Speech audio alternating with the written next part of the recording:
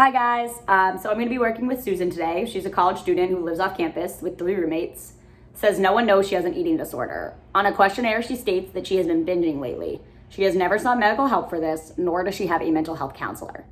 She is a college swimmer practicing twice a day for 1 hour in the morning and 3 hours in the late afternoon. She skips breakfast with just coffee and skim milk, eats a bagel dry for lunch, and eats off campus in restaurants for dinner, and then has binging sessions at night.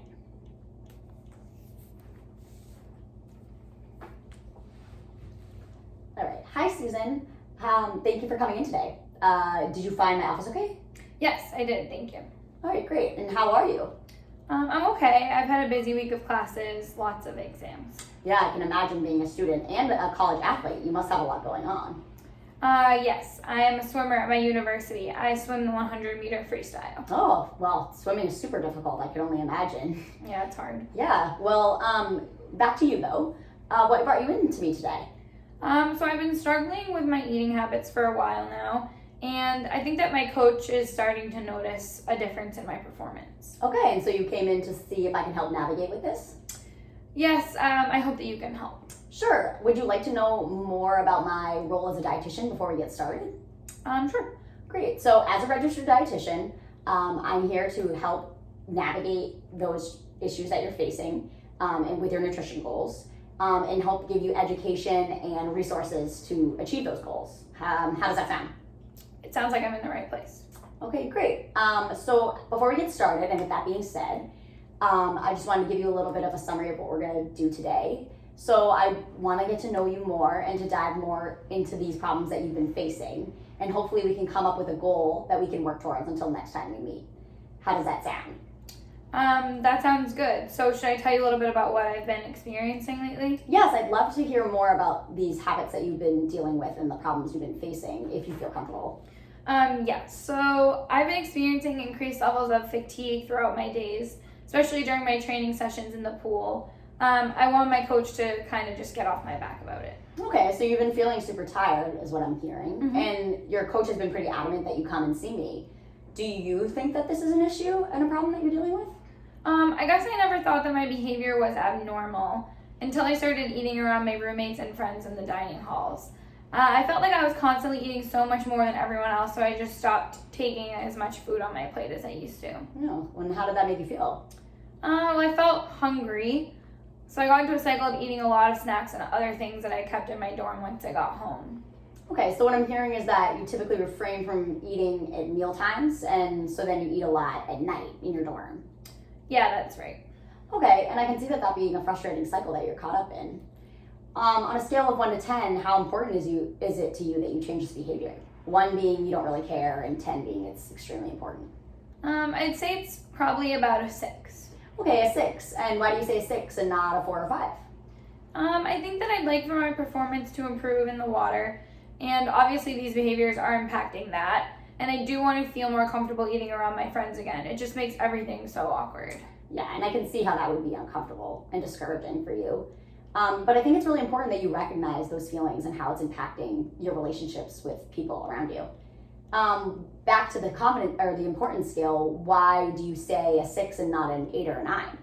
I think that I've just become so used to the behavior, and changing it might make me feel like I'm giving up control. Okay, so when you give into your hunger cues, that makes you feel out of control. Is that what you're saying? Yes, I don't trust that I'll be able to stop myself if I indulge. Okay, and you're not alone in those feelings. I don't want you to feel that way, and we can work to find something to help with this. So, would you feel comfortable with me sharing some things that other clients that I've dealt with that have had these types of issues have done? Sure.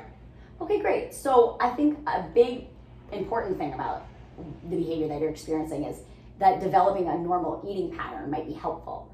How does that sound to you? That sounds good. Could you tell me a little bit about maybe like what's happening in my body when I get these hunger cues? Yeah, of course. Do you feel comfortable with me giving you a little bit of information about hunger cues and satiation, feeling full? Yes. Okay, yeah. So when you do skip those meals or don't eat as much as you think that you need at those meals, your body gets a little bit frantic to eat. So you produce stress and anxiety in your body, and all your body wants is food. So that could probably be leading to you feeling out of control, like you say, at those times during the night when you're binging in your room? I think that definitely makes sense, and that's like a part of me knows that that's obviously what's happening in my body, but I just can't stop doing it. Back to what you do with other clients, maybe? Right, yes, definitely. So now that I've given you a little bit of information, with other clients, establishing a more regulated meal pattern might be helpful with you and to making you feel more in control when you do sit down to eat at meals. How does that sound?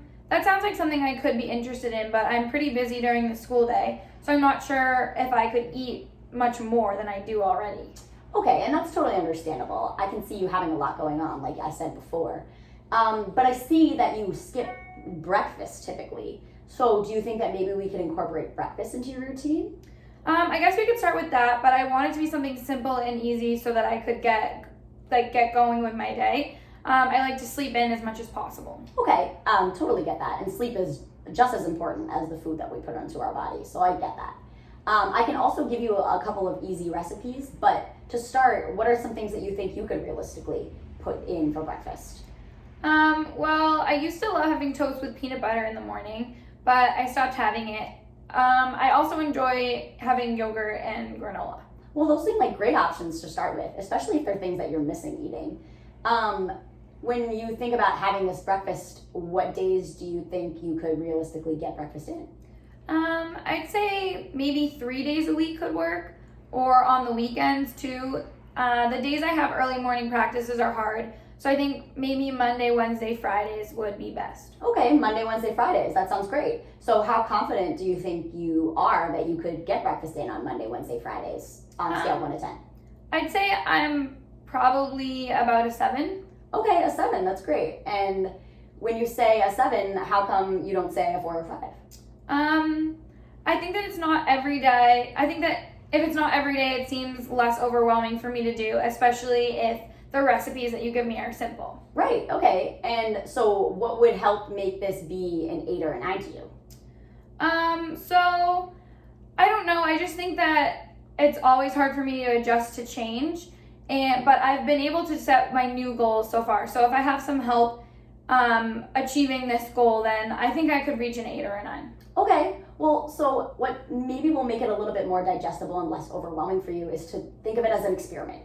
So we can try this, doing breakfast Monday, Wednesday, Friday, and you can see how that goes, and maybe even using some type of journal or some way that you can keep track of the days that you do hit breakfast, and then maybe you can bring it back to me at our next meeting, and we can see how things went, what didn't work, what did work, and go from there.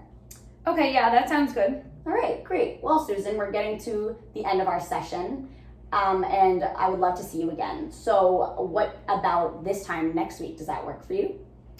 This time next week should be good. I have no classes or practice. Awesome. Well, I can't wait to see you again. And again, great meeting you. Thank you.